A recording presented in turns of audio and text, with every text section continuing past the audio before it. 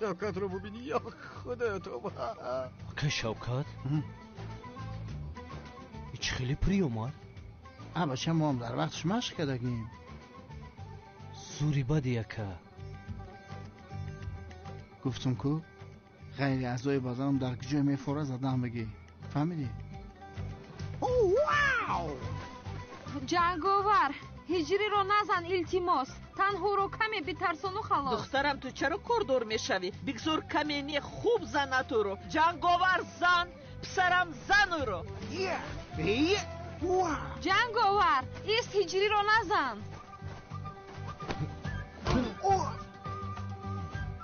سختی بد زدم که شوکت. یه بچه استا بزن نوفون در کرد. همون دیگر نمیزنم.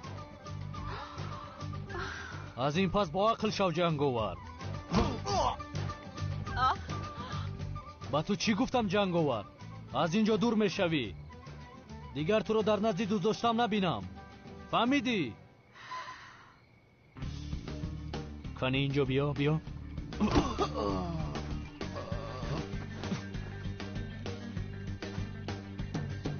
باورم نمیآید. هیچ جنگاور زاده سوداست مگر؟ نه جانم، این غیر امکان است. چخیل ما از این جنگاور رو میزده است. هیچ این خیل شده نمیتواند. عجایب. هجری باز بزن جنگاور رو. بزن، باز هم بزن. چقدر ما رو دوست داشتنت رو نشان بده. پروا نکن جانی شیرین، اینش برای تو. آدمی پس.